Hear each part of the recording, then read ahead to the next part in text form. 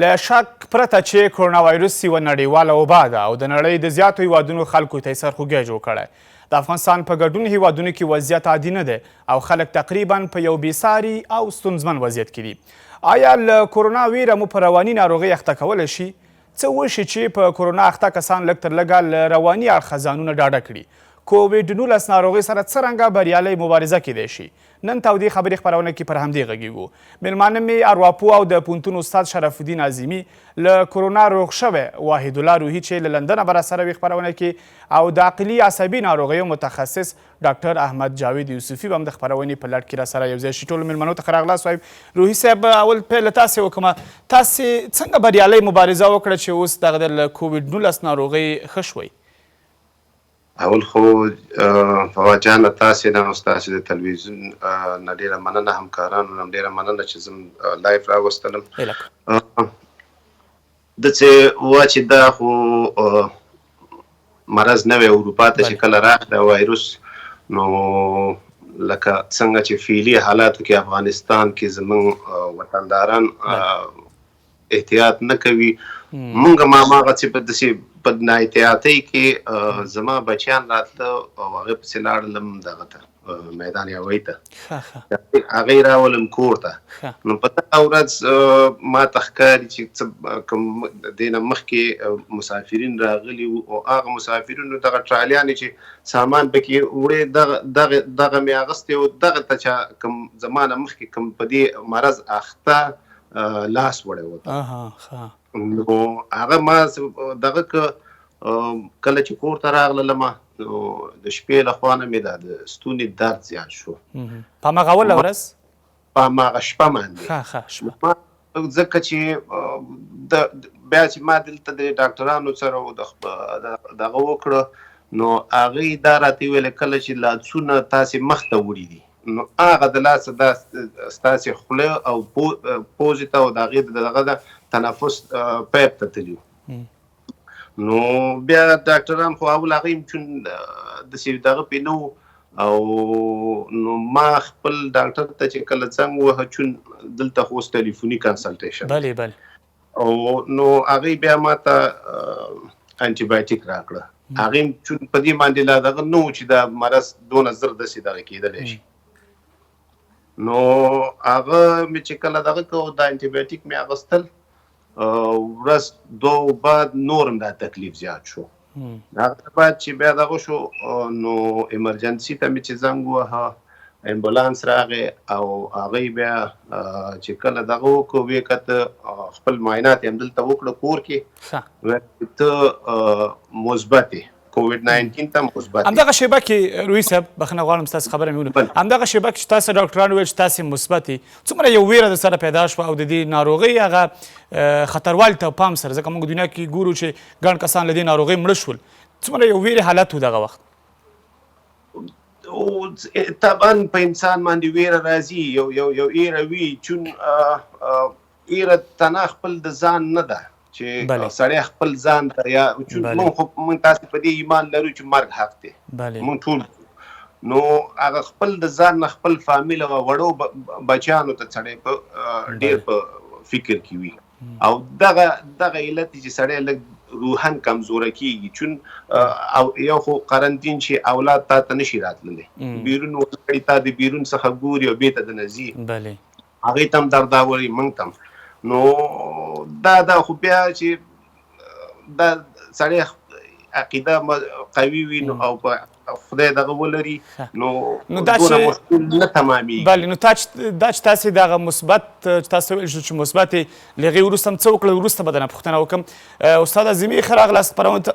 بخښنه غواړم، د کرونا نه ویره یا په رواني ناروغۍ سړی اخته کوي؟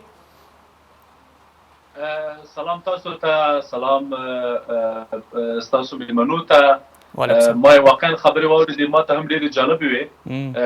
ډېره مننه چې تاسو داسې یو بحث چمتو کړئ تر څو موږ له خپلو هېوادوالو سره ځینې مسایل او موارد شریک کړو. زه لنډ تاسو ما ته اجازه راکړئ چې زه دغه لومړني احساسات درته تعریف کړم. کله چې دی په دې پوه سه چې زه هغه راغلل سي کارکونکي راغلل د ده کور ته او په ده په اصطلاح شروع سول هغه معاینات شروع سول او بل اخره تشخیص شو چې دی د کووډ 19 وایرس لري، وایرس راغلی او د کووډ 19 اخته ده. بله په دغه وخت کې ته څو پوښتنې پیدا کیږي، څو ډوله کدی واقعا هغه ډول چې دی یادونه وکړه چې دی په خپل هغه عقیده او هغه باور او هغه تکیه چې لرلې او په خوا کې په هغه دایم ثابته کړله په څنګ کې چې دی د افغان پایس یا موږ په ټوله کې افغانان یو ډول ټولنیز ژوند لرو. یعنې موږ ډېر ځله موږ خپل ځان ته ډېره خوا نه بدېږي، موږ دې ته خوا بدېږي چې کورنۍ به څه ډول سي، بیا به مې بچی څه کوي، بیا به مې مېرمن څه کوي، ځکه چې موږ تر ډېره حده تړلي یو، وابسته یو. زموږ کورنۍ، زموږ نظام، زموږ د کورنۍ سیستم ډېر تړلی او وابسته سیستم ده. په دې کورنۍ کې، په دې سیستم کې تاسو په بچي ویرېږئ، په خپله ښځه ویرېږئ، په پلار ویرېږئ، په مورم. او دغلته دوه حسه پیدا کېږي. یو حس ته د په ارواپوهنه کې د استحصال په نامه دغه حس، دا حس چې کله پیدا کېږي چې البته دې ورور ته کېدای شي پیدا شوی، په دغه وخت کې دی داسې فکر کوي چې ټول هر څه چې ختم شول، ژوند همدومره و، موږ ذاتي تر دې هیڅ نور څه نه لرو. هغه ناروغي چې ټوله دنیا پرې غږېدله او لکه یو وحشت او یو پنیک معرفي کېدله، یوه بلا ورته معرفي کېده. بله هغه بلا نن دغه د زما په زړه ننوتله. او اوس نو دی د ده مقاومت، د بدن د ده وړتیا، د ده ظرفیت، د ده هغه زړورتیا، د ده پر نفس اعتماد، دا ټول هغه کېږي، ځپل کېږي. او په ورته وخت کې هغه مضر هورمونونه لکه د کورتیزول ترشح ډېرېږي، د دوپامین، د اکسیټوسین، د سیروتونین چې ډاکټر صاحب هم اشاره ورته لري حتما، دا کته کېږي په ترشح کې ګډوډي راځي او دی په یو ډول ډارېږي، ویرېږي او بد حس، ملالت آوري، یو ډول درماندګي پیدا کوي چې نه مخ ته تللی شي نه شاته تللی شي، یو ډول په اصطلاح هر څه تر وښیږي، هغه په عامه اصطلاح زړه تر ګټې ګوتې تېر شي. او دغه وضعیت، دغه حالت ډېر جدي مراقبت ته ضرورت لري چې تر ډېره حده اوبو ته، مایعاتو ته، هغه موارد چې په طبي اړخه ویل کېږي هغه په دې برخه کې به هېڅ مرسته نشي کولی. استاد عظیمي، یو جرمنی سایکالوجیست پروفیسر هویر وایي چې هغسې چې خوښي او غوسه د انسان نه ځي او راځي، دغسې ویره هم چې راغله بیرته به ځي. اوس مهمه دا ده چې انسان څنګه ژر رخصت کړي. پرته له شکه زه غواړم اضافه کړم دا خبره چې زموږ ویرې داسې دي لکه یو موجود زموږ په وجود کې، او هغه تغذیه کېږي. زموږ ویره هم داسې ده لکه یو موجود زموږ په وجود کې، هغه تغذیه کېږي. هغه زموږ فکرونه، زموږ ویرې، زموږ فکرونه د ویرې لامل ګرځي چې ویره یو هیجان او یو احساس ده، دا پنډېږي، چاغېږي، غټېږي او همداسې که موږ تدابیر ونیسو، وړوکی کولی سو، کمولی سو، او له منځه وړلی تدابیر به وغږیږو انشاءالله.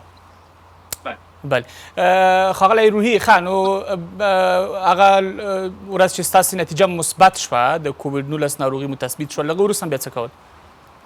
هغې وروسته خو موږ ته چې خپله ډاکټرانو دا دغه وکړو، چون ما خو تاسې ته وویل چې ما ته انټي بایوټیک راکړي، ستونې د درد په حساب خپل جدي چې راکړي، هغه بیا هغه راته وویل چې دا به نه خورې، انټي بایوټیک دې سره نورم دا مرض خطرناکه کېږي، په ځای دې چې دا ورک کړي، دا نورم تقویه کوي.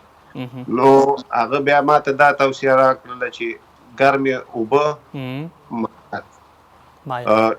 شوروا، یخني، او کوشش کوه چې څومره مایعات زیات وخوري دا ښه دي. سره سټرس ویل چې اورنج او مالټا او لیمو دا شیان باید زیات سره دغه کیسه وخوري. مایعات رول نسبت دې مرض کې د مایعات رول ډېر زیات دی، باید مایعات زیات وڅښل شي. جوش اوبو کې لیمو واچي، په جوش اوبو کې زنجبیل واچي، او یا خپله جوش اوبه دې سره اوبه باید جوش کې او تنفس کې، د هغې بخار باید تنفس شي، ویکس پکې واچول شي چې هغه د ساه د پایپ دپاره ښه دی، تسکین ورکوي انسان ته تکلیف. نو دغه توصیې راته کړې وې صاحب. څو ورځې بیا د ډاکټرانو سپارښتنې تاسې تعقیب کړي؟ 21 ورځې پورې 21 ورځې باید قرنطین وڅې په دې جون دا په 21 ورځو کې 14 الا 21 ورځو کې دغه کېږي او د منځه ځي دا وایروس. صحیح. آیا په دې موده کې څومره مو خپل ځان ته ډاډ ورکوو چې دا داسې یوه ناروغي ده چې زه به دې ته حتما ماتې ورکوم، یو ورځ به عادي حالت ته بیرته ستنېږم، څومره ډاډه وئ په ځان؟ بابا جانه رښتیا درته ویم چې کله ماته دا وویل شو چې ته کووډ 19 نو هماغه وخت کې ما وویل چې الحمدلله او دا د الله امتحان دی، که هغه مرض راکړی دی هغه به شفا هم راکوي. نو زما زه په دغه ډېر یعنې 80-90% زه په دې ډاډه وم چې انشاءالله ښه کېږم. صحیح. او څنګه به دا ورځې تېرولې، په څه مو ځان بوخت ساته چې یو ذهني فشار در باندې رانه شي چې له ذهني اړخه هغه خو تاسې ویل چې عقیدوي لحاظ نه تاسې په ځان ډاډه وئ چې خدای به دې روغوي له شک پرته، او د ډاکټرانو سپارښتنې هم تعقیبولې ورسره دوه، له روحي لحاظ هم څنګه ځان ډاډه ساته او څه مو کول؟ زیاتره خو قرآن شریف تلاوت مې کوو، قرآن مې څنګ کې بس هماغه مې ویلی او زیاتره هماغه کې مصروف وم. بیا چې کله کله لږ دغه شو کوم کتاب به مې مطالعه کوو خو هغه دی وګینې، خو ډېر وخت مې په قرآن سره تېروم او د هغې نه علاوه خو ډاکټرانو دا توصیه کړې چې ډېر خوب ښه دی، دې کې ډېر آرام چې څومره سړی ویده وي ښه دی. صحیح. استاد عظیمي، آیا موقعیت یا جغرافیه فرق لري د دې ناروغۍ له کبله د ویرې په سطحه؟ فرض که د افغانستان پر خلکو نسبت د امریکا خلکو ته آیا داسې دا ویره له دې ناروغۍ یا په مجموع کې ویره تاثیر لري؟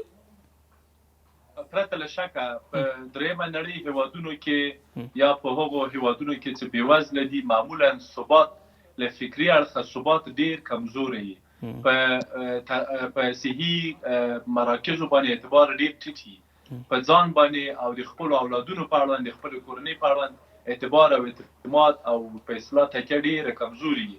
دا واضح ده چې دا ټول هغه څه دي چې زموږ ویرې تغذیه کوي. اما یو دوه مورد غواړم اشاره وکړم. تاسو پوهېږئ ولې غواړي ډاکټران ولې توصیه کوي چې اوبه وڅښئ؟ کله چې انسان اضطراب پیدا کوي یا استرس پیدا کوي یا ویره پیدا کوي، دا ویره، اضطراب او استرس د انسان د وجود اوبه داسې زبېښي لکه سپنج، دا د انسان د وجود مایات خوري، زبېښي وچوي. ما د سپنج مثال ځکه ورکړ چې په همدغه رقم یې له منځه وړي دا د انسان د وجود مایات، او په دې مایاتو کې چې د انسان په وجود کې دي په دې کې ټول مایات راځي، حتی په دې کې حتی جنسي قوت راځي، په دې کې حتی د هورمونونو ترشحات راځي، د وینې په وینه کې د وینې په جوړښت کې بدلون راځي. په دې خاطر ډاکټران معمولا توصیه کوي چې تاسو د بدن مقاومت لوړ کړئ، ځکه چې د تاسو ناروغي او اضطراب کته کوي، تاسو کوشش وکړئ چې هغه بیرته لوړ کړئ. اما په ورته وخت کې چې موږ اضطراب لرو، سټرس لرو، ویره لرو، په عین حال کې موږ ځینې شناختي یا د پیژندګلوۍ له خطاګانو سره مخامخ کیږو. مثلا یا ناروغي ډېره هټوو یا یې هیڅ وینا کومه ناروغي کومه کرونا چې یعنې په یو شکل مثبت و منفي افراد کیږي، ډېر یا اوچتوو یا یې صفر کوو. په ضمن کې یو بله شناختي خطا را پیدا کېږي، ذهني خطا چې هغه د پیشبینۍ مسله ده. یعنې په دغه وخت کې پیشبینۍ نه ډېرېږي، وړاندوینې، مور به مې څنګه سي، زما دفتر به څنګه سي، کار به مې څنګه سي، هغه زما موخه به څنګه سي، یا موټر مې واخیستی، هغه جایداد به مې څنګه سي، هغه دا به څنګه سي، دغه مسایل پیدا کېږي. او ترڅنګ یو څه مطلق ګرایي هم پیدا کېږي. فرد هر څه مطلق کوي، یعنې ټول هر څه، ټول ژوند په همدغه 14 ورځیزه یا شل ورځنۍ ناروغي پورې تړي. در حالی چې دا یو ډېره عادي مسله ده، ناروغي ده، او موږ کولی شو په خپلو تدابیرو مخنیوی ترې وکړو او په خپل وخت کې ځان لکه دغه ورور بعید جان چې ځان یې ترې راوایسته که واقعا کوشش وکړو، تلاش وکړو ځان ترې وباسو. اما تر ټولو مهم مورد په اصطلاح وقایه ده، مخنیوی ده، چې تر هر څه ډېر مهم ده، ځکه چې کېدای شي زموږ وجود کې کومې ناروغي چې هغه د کرونا په مقابل کې مقاومت ونه کړي. انشاءالله بیرته راګرځم.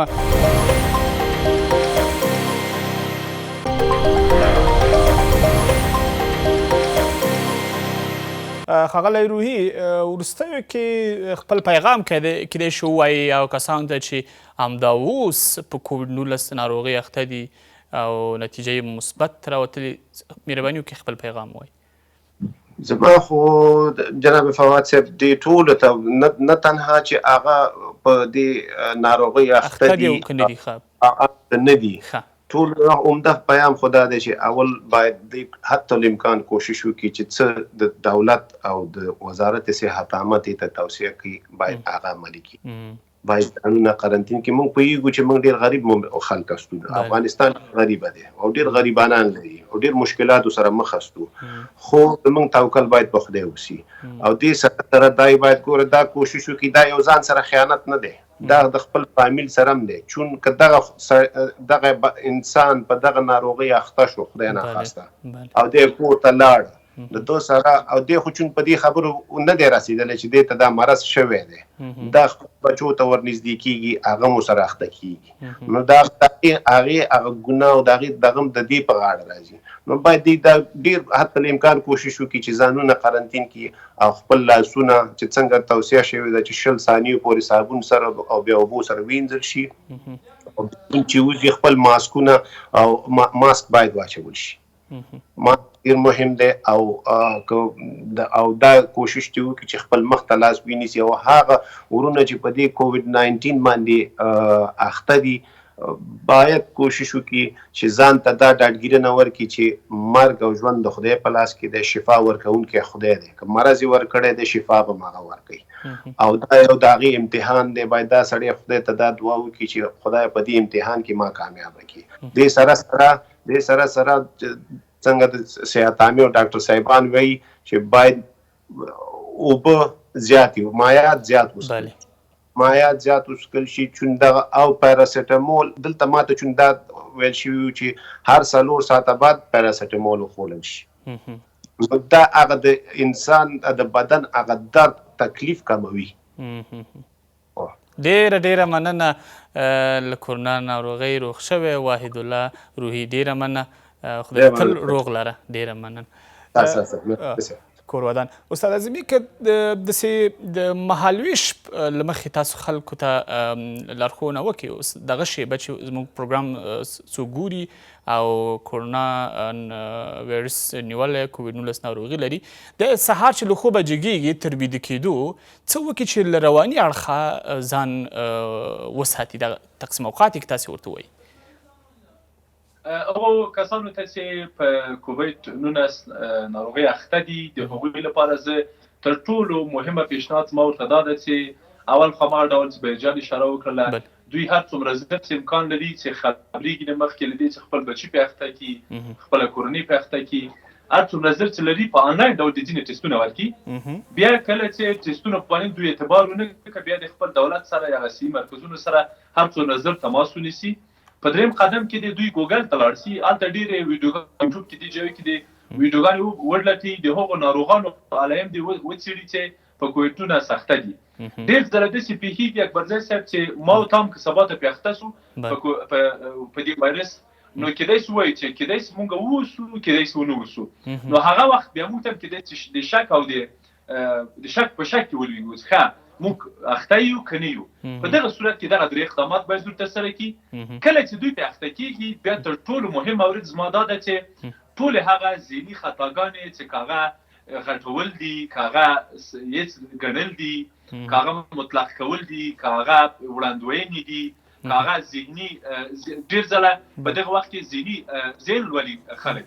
مثلا اوس به خلک د ما په اړه څه وایي، کاش د نه وای پې اخته شوی، دا څونه بده ده، دا څونه ننګي سوله، والا څومره بې عزتي ده، دا یو ډول ننګوي، دا یو ډول حیثیتي کوي، دا یو ډول ارزښتي کوي چې دغه موارد مې دوی ته هیله دا ده چې دا له ذهني اړخه دا موارد له ذهن نه وباسي. صحیح. ځینو ډاکټرانو مهرباني وکړي، تاسو دوام ورکړئ، مهرباني وکړئ. دویم مورد بې پیشنهاد مې دا ده چې هغو کورنیو ته چې دوی قرنطین دي او نه په اخته دي او نه باندې راوتی سي، د دوی لپاره زما ځینې اصول پیشنهادي دي چې دغه اصول پیشنهاد کوم، بیا تاسو باید پوښتنه وکړئ. اول تر ټولو ډېر وخت د دې را رسېدلی ده چې موږ له مینې نه ډېر کار واخلو، صمیمیت ډېر وکړو او هغه څه چې د یو انسان په حیث د یو پلار، د یو ورور، د یو مور، د یو مېرمنې، د یو بچي په حیث موږ ته اړینه ده هغه باید وکړو. دغه د حرمتونه یا هغه عزت او هغه حریتونه چې په ټولنو کې یا کورنۍ کې دي هغه باید مات نشي تر حد چې امکان دی ستا موږ باید له مشورونه او له سلا مشورونه کار واخلو په خپله د کورنۍ له غړیو نه چې موږ څه وکړو تر څو کورنۍ قرنطین راباندې سخت نشي او وروستی مورد هم چې په اصولو کې پیشنهاد کوم د کورنۍ لپاره د قرنطیني کورنۍ لپاره هغه د مدیریت مسله ده که احیانا احساس کېدله چې کورنۍ کې ستونزه پیښیږي نزاع پیښیږي کشمکش جوړیږي نو یو کس چې مشر ده یا لږ په اصلاح پوه وایي یا اوسقال وي هغه هر څومره زر چې امکان لري باید د کورنۍ مدیریت په لاس کې واخلي او دې ته ضرورت پیدا نه کړي چې په کوڅه کې یا ښار کې پولیس موږ ته هدایت راکړي یا موږ بند کړي یا منع کړي یا راته ووایي چې دا کار وکړه دا کار مه کوه. تاسو پوښتنه درلوده ما غوښتل د شرایط د دې ناروغۍ ډېر زیات تر نورو ناروغیو تفاوت لري. فرض که څوک مثبت شو ډاکټرانو سپارښتنه ده چې ته د ځان بیل که یو کوټه کې بیل اوسي باید چا سره تماس ونه لري.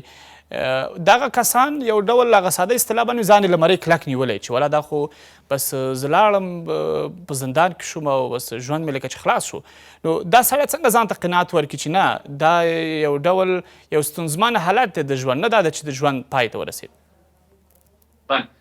باید یادونه وکړم چې د کوویډ 19 ناروغۍ راتلل او په دغه چټک ډول په دغه ګړندي ډول په نړۍ کې خپرېدل او د وزارتونو او د دولتونو په اصلاح ورخطا کېدل او وار له واره تلل د دې لامل شول چې ټول خلک په دې برخه کې وترېږي او سټرسونه او اضطرابونه پیدا کړي.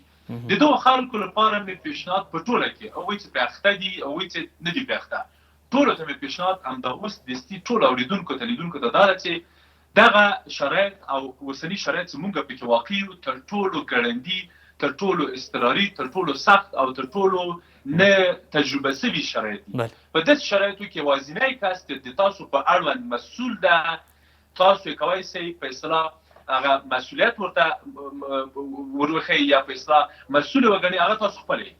یعنې زه شخصا د خپل روغتیا په اړوند د خپل تداوۍ په اړوند د خپل تجرید په اړوند د خپل قرنطین په اړوند د خپلو پلانونو په اړوند د خپل صحت او د خپل کورنۍ د په تباهۍ او هلاکت کې نه اچونې په اړوند یوازینی کس مسؤل ده زه خپل یم. دا اوس د چې ما ورته خپرونه په آنلاین ډول مخ ته بیایو دا په دې معنا چې ما ورته د خپلې کورنۍ په اړوند مسؤل یو موږ شخصا فردا مسؤل یو. دا مورد ډېر کومک زیات کولی شي او زه هیله کوم له ټولو هیوادوالو نه چې دغه د خپل ځان مسؤلیت مسله ډېره جدي وګڼي او هغه د استثار چې تاسو مې یادونه وکړه چې هر څه ختم شول زه نور پرې اخته شوم له مرۍ ونیول ورسره او مرم او دغه د مسلطي زه د پښې مې په اصطلاح په قبر کې ځوړندې شولې وروستی شېبې مې دي وروستی وخت مې ده دا اصلا یو فکري خطا ده دا منفي فکر ده په هیڅ صورت دا خبره صحیح نه ده. اجازه راکړئ زه دا یو خبره وکړم هغه خلک چې د کرونا په لړ کې مري هغوی ناروغي لري هغوی صحیح تدابیر نه نیسي هغوی صحیح وقایه هغوی صحیح د ډاکټرانو په خبر نه کوي هغوی کېدای شي پخوا مریضي ولري او بل هغوی کېدای شي د کرونا په لړ کې مړه شي. یعنی ډېر زره داسې پېښې کې اکبرجان صاحب چې موږ د کرونا په لړ کې مړه کېږو. د کرونا له کبله نه دي د کرونا په لړ کې دي او د کرونا په لړ کې مرو نو بنا د مرګومیر فیصدي کمه ده که موږ مقاومت وکړو اول خو مخنیوی وکړو چې پیسې پرې اخته نه شو بیا چې کله پرې اخته کېدلو تر ټولو مهمه مسله همدغه د ډاکټر صاحبانو توصیې او له اروایي اړخه د خپل ذهن د خپل بدن د مقاومت ځواکمنول او د ځواکمنولو ساتل. صحیح انشاءالله بیرته راګرځم زموږ د خپرونې بل میلمه د عقلي عصبي ناروغیو متخصص ډاکټر احمد جاوید یوسفي هم سټوډیو ته وصل شو. ډاکټر صاحب ښه راغلاست خپرونې ته. له طبي اړخه ویره څه ده؟ اکبرزی صاحب محترم سلامونه او نیکې هیلې تاسو ته او ستاسو ټولو محترم همکارانو ته او همداشان د سټوډیو ټولو لیدونکو ته.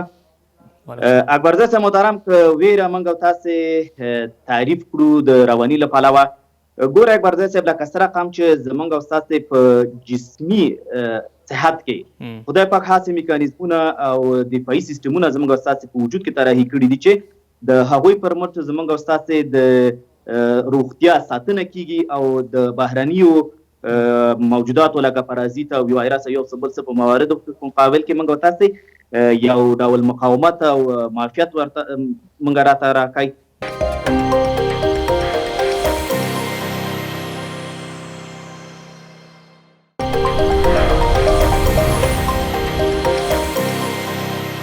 نو همدې ته ورته په رواني صحت کې موږ هم ځینې دفاعي میکانیزمونه لرو.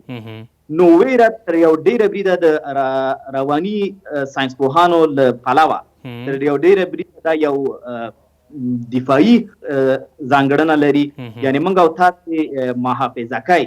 نو ویره که چېرته دغسې یو ویره موجوده اوسي چې موږ او تاسې د خطر جدیت ته متوجه کړي او موږ او دې ته اړ باسي چې د خطر په وړاندې یو اندازه تدابیر غوره کړو، جدي اقدامات ترسره کړو، نو هغه ویره کاملا طبیعي، سمه او غیر مرضي ویره ده. خو که چیرې ځینې لکه څه رقم چې زموږ او ستاسې په وطنوال له بده مرغه ځینو سره دا ویره پیدا شوې ده چې له حده ډیره مفرطه ویره ولري، هغه داسې حالت وشي چې دیدو ناتوانه کړي، دیدو غیر فعاله کړي. یعنی ویره خپله اصل کې داسې حالت دی چې وجود فعاله کوي، یعنی دا د خطر مورد کې متوجه او هغې ته اړ باسي چې هغه یو تدبیر ونیسي. بله او پر بدن بخښنه غواړم، او پر بدن د ویرې اغېز څه دی پر وجود؟ که چېرته دغه ویره حده ډیره شي او دې ته شي چې موږ او تاسې لا موضوع شویني او موږ او تاسې ورته اندېښنه وکړو، لا اوسه پورې خبره ني او موږ ورته زړه وکړو، نو دا به ویره نه ده، دا نو بل رواني موضوع منځته راوړي چې هغې ته موږ د رواني لحاظه انزایتي یا اضطراب ویو، چې خپله انزایتي یا اضطراب هم په رواني صحت باندې او هم په جسمي صحت باندې زموږ او ستاسې ډېرې ناوړه او منفي تاثیرات لري. نو که منفي تاثیرات د دې په خپل جسم باندې موږ بررسي کړو، نو ګورو چې د کیدای شي چې زړه ضربان زموږ او ستاسې ډېري، فشار کې موجود اوسي، فشار هم په درست سم کنټرول نه اوسي، همداراز احتمال د دې لري چې په د زړه د سینې په قفسه کې دردونه، ناراحتیانې د دې احساس وکړو، د سوی هاضمې مشکلات موږ او تاسې ته پیدا شي چې دلجوشي یا د خولې خوند شي یا هضمیت سمونه لرو، ډوډۍ وخورو سمه هضم نشي، معده ورسره پړسوب پیدا کړي، او همداراز منتشره دردونه حتی احتمال لري چې زموږ او ستاسې په وجود کې رابرسېره شي.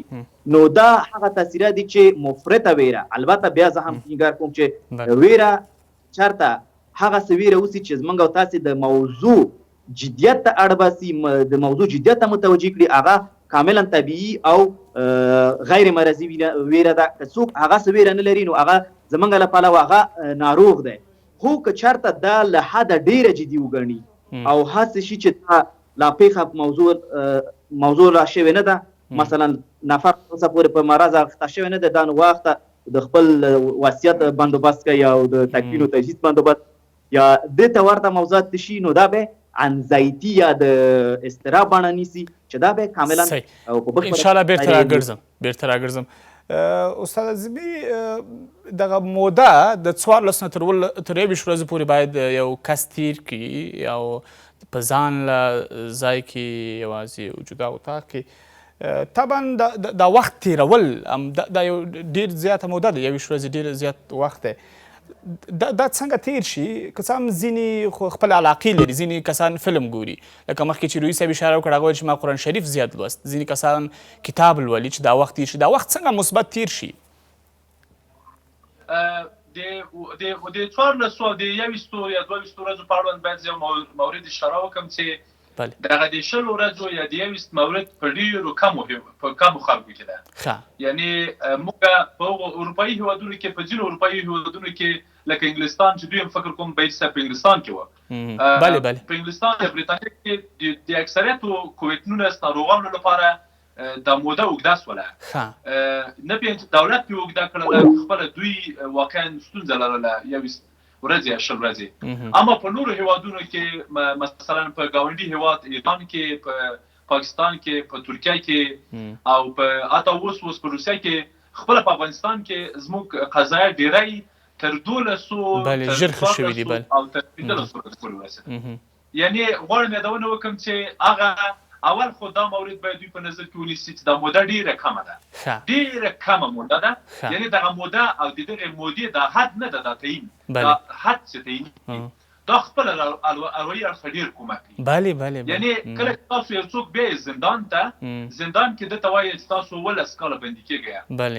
یعنې ډېر ځل داسې شوی کله چې موږ تحقیقات زندان ته ځو ورته مثلا کس ته وایي ته څو کاله کېږي په زندان کې وایي زه 14 کاله 6 کاله کېږي زندان کې یم، څو کاله به نور یې 15 کاله به نور هم یم. نو حیران پاتې کېږي سړی چې یعنې دا څومره قوي ده او څومره چمتو ده. اما دوی دغه حد چې تعینېږي ورته دا حد دوی سره کومک کوي چې یعنې 14 ورځې ده وروره یا خور یې 15 ده 14 ورځې نهایت 14 ورځې لږ په ځان فشار راوړه هغه انټي چې ډاکټر صاحبان یا هغه دواګانې هغه لارښوونې ستا ته پیشنهاد کېږي تدابیر پیشنهاد کېږي مراعات یې کړه او مخته لاړ شه. اما ډېره مهمه مسله چې تاسو یادونه وکړله هغه دغه د وخت تېرول دي. هېڅ وخت چې تاسو ناروغه یې او له یوه اړخه له یوه اندازې مو ذهنم ټوک ده په اصطلاح. په داسې وضعیت کې تاسو ډېر سخته ده چې تاسو سندرو ته علاقه پیدا کوي، تاسو په اصطلاح فلم ته علاقه پیدا کوي. اما کېدای شي موږ پلان جوړ کړو. اول قدم کې زموږ په دغه برخه کې موږ پلان ته ضرورت لرو. پلان هغه څه دی چې یو مودې لپاره جوړېږي، کېدای شي یوه میاشت کېدای شي 2 میاشتې کېدای شي تر 1 کاله پورې، بیا لږه نه اوږد شي بیا هغه موخه کېږي. کله چې تاسو موخه ټاکئ هر څوک موخه لري، اکبرزی صاحب موخه لري، بهجان موخه لري، موخه لري. د دغه موخې لپاره پلان جوړول، بیا د دغه پلان لپاره مهالویش جوړول. تاسو پلان نیسئ چې مثلا زه به په دغو 14 ورځو کې د سینوها کتاب لولم یا به مثلا د تولستوی کتاب لولم یا به مثنوي شروع کوم د مولانا. د دغه لپاره بیا تاسو مهالویش جوړوئ چې ښه سهار څو صفحې ولولم، غرمه څو صفحې ولولم، ماښام څو صفحې ولولم. سهار څونه فلم وګورم، څونه لمونځ وکړم، څونه قرآن تلاوت کړم، او غرمه څونه قرآن تلاوت کړم، څونه لمونځ وکړم. دغه مهالویش چې تاسو جوړوئ دا بیا ډېر کومک درسره کولی شي. وروسته له هدف او له پلان او له مهالویش نه بیا موږ د خپل جسم رواني او بدني هغه ته په اصطلاح قوت ته پام وکړو. یعنې په دې کې بیا موږ سره خوب موږ سره په صحت کې کومک کوي، د آرامش په برخه کې د صحتمندۍ برخه کې کومک کوي، ورزش کومک کوي او خواړه کومک کوي. دا له جسمي اړخه کومک کوي. له اروایي اړخه هم تاسو په دغه خطاګانې یا ذهني خطاګانې یا هم که امکان لري مشاوره اخیستل یا کتاب لوستل یا طنز لوستل یا فلم کتل یا تلویزیون ته تعقیب کول، یوټیوب کتل، ګوګل کې تاسو کولی شئ مجازي سفرونه شروع کړئ. مثلا تېره ورځ ما ته زما یو دوست د لندن د موزیم ویډیو رالېږلی وه، لینک رالېږلی و. کله چې زه هغه لینک ته ننوتم ما په آنلاین ډول د لندن په موزیم کې ټولو ځایو ته زه لاړم. تاسې وګرځېدئ په یو شکل. دا ته هلته سافټویر یې داسې جوړ شوی دی چې تاسو کولی شئ پکې ننوځئ، لاړ شئ، حرکت وکړئ، لاړ شئ اتاقو ته ننوځئ. یعنې هلته په اصطلاح هغه درښیي، لاره درښیي. دغسې مجازي سفرونه شروع کوي. مثلا ما یو څه موده په اوایلو کې چې زه قرنطین شوم ما د ازبکستان هېواد په اړه تحقیقات شروع کړل چې دوی دا ازبکستان مثلا 4 غټ ښارونه لري، هوټلونه یې څه ډول دي، کومې ډوډۍ پکې مشهوره دي، څو قومونه ژوند پکې کوي، څه ډول فرهنګ لري، له افغانستان سره تعامل څه ډول ده. نو دغسې پلانونه چې کوم ناروغ ولري طبعا نو د کرونا خطر لا څه چې کرونا به بیخي ایره کړي، فکر به بل ځای مصروف شي. او زه باور لرم زه باور لرم چې کرونا به یا قرنطین به زموږ لپاره یو ډېر ممت څه وي، زموږ لپاره به یو ډېر ګټور څه وي که موږ واقعا ښه استفاده ترې وکړو، که موږ واقعا ښه کارونه ترې وکړو. د دې تر خوا تاسو اکبرزی صاحب وخت لري ادامه به ورکړو. مهرباني تاسو جمله پوره کړئ. د دې تر خوا تاسو کولی شئ له رسنیو نه مثبته استفاده وکړئ. ډېر داسې آنلاین کورسونه دي، ورکشاپونه دي، صنفونه چې تاسو اشتراک پکې وکړئ. مثلا حداقل زه دا اوس داسې 5 صنفونه لرم چې هر څوک کولی شي استفاده ترې وکړي. زه کوډ ورته لیږلی شم، دوی کولی شي په هغو صنفو کې اشتراک وکړي، په وړیا ډول مخته تللی شي پکې. یا دوی کولی شي سکایپونه پروګرامونه جوړ کړي، پروګرامونه ویډیو کالونه وکړي. په زوم کې ځینې اپلیکیشنونه دي، دوی هلته کولی شي مجلسونه ونیسي، پروګرامونه ونیسي، له نورو کوویډ 19 خلکو سره ګډ سي او شریک سي او ووایي چې ته څه وضعیت لرې، زه څه وضعیت لرم، تا څه وکړه، زه څه وکړم. هلته زه یو تجربه غواړم در سره شریکه کړم. که تاسو اورېدلي د بیلجانه ده وویلې چې ما ته ډاکټرانو توصیه کوله چې ګرم شیان وکاروه. مثلا ما له یوه کس نه واورېدل چې دغه د ویښتو ماشین نه ده، ویښته وچي وایي دا به ما خپل دماغ ته نیوه او دا به ما په دماغ لګېدله او دې وایي ما سره ډېر کومک وکړی دغسې یو ډول تجربه که تاسو سره یو بل ناروغ شریکه کړي یا ورته نور مسایل تاسو سره ډېر کومک کوي.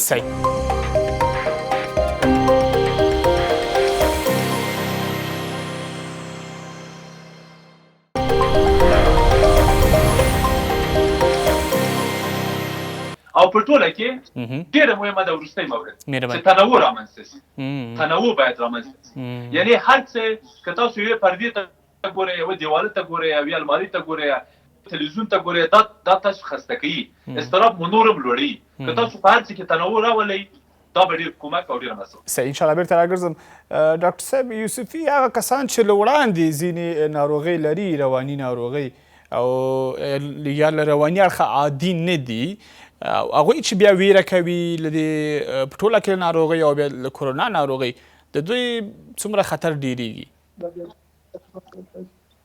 اکبرزی صاحب والا له بده مرغه دا خو داسې شرایط دي چې حتی د نورمالو افرادو په روحیاتو هم ناوړه تاثیرات لري او په هغه افرادو چې د پخوانه رواني ناروغۍ لري په هغوی باندې هم بیلابیل تاثیرات لري.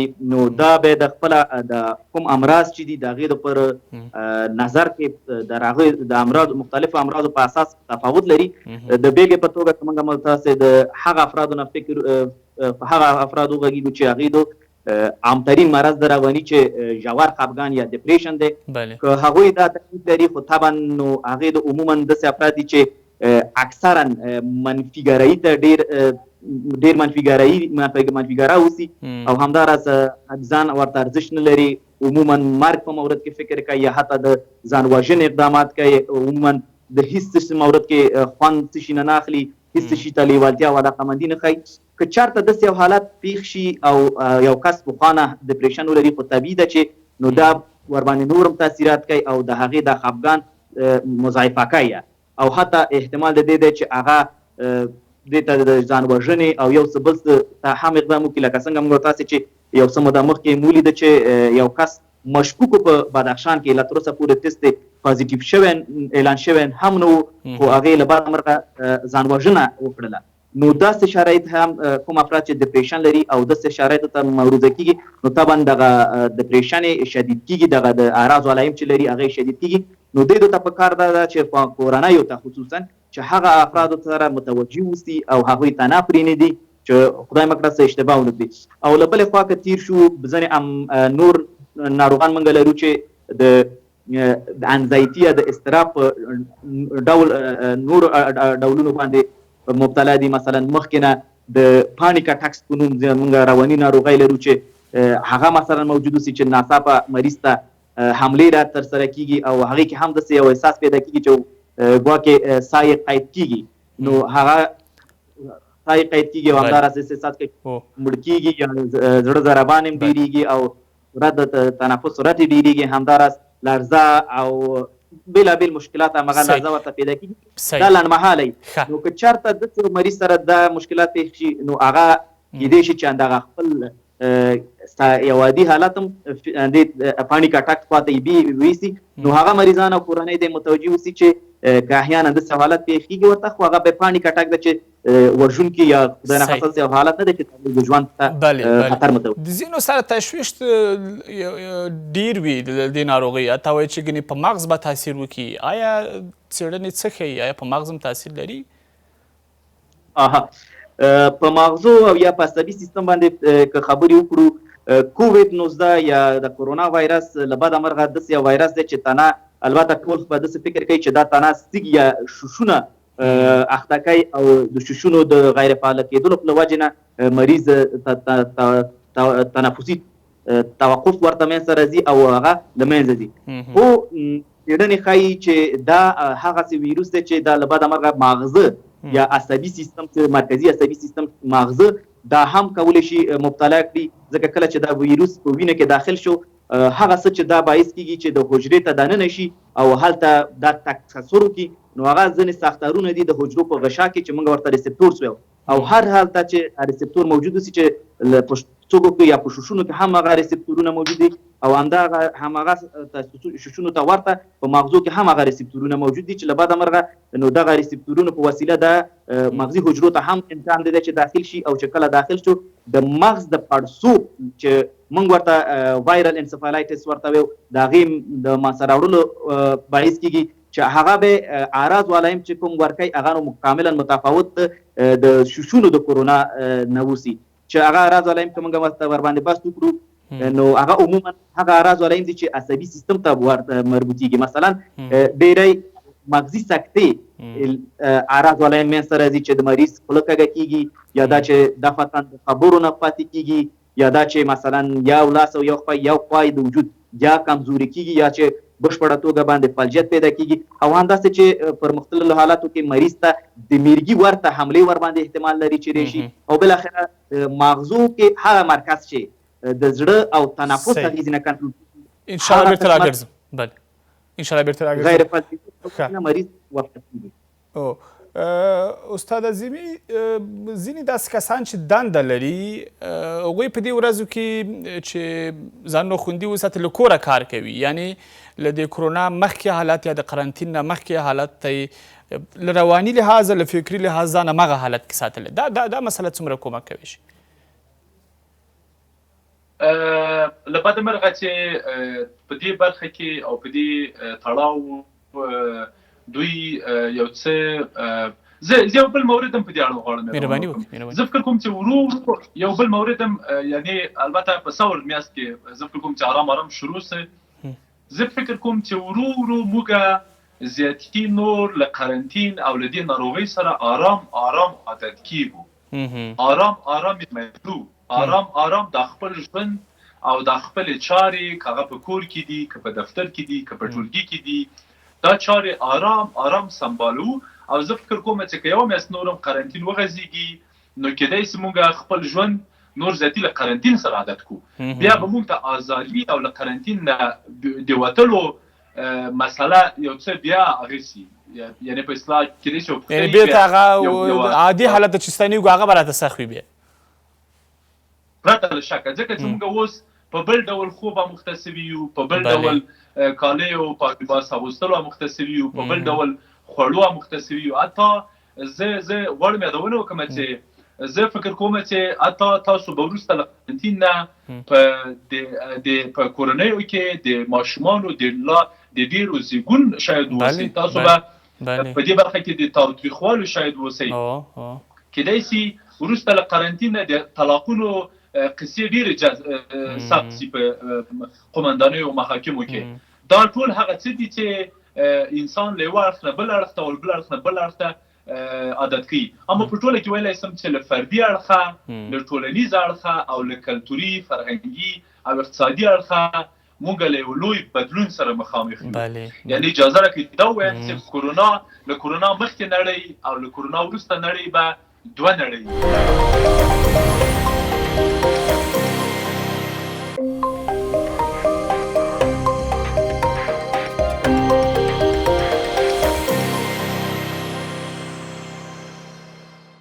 موږ له دوو نړیو سره مخامخ یو چې زه هیله کوم چې موږ وکولی شو چې له دې دواړو نړیو نه په سالم ډول ښه ډول ځانونه وباسو بله او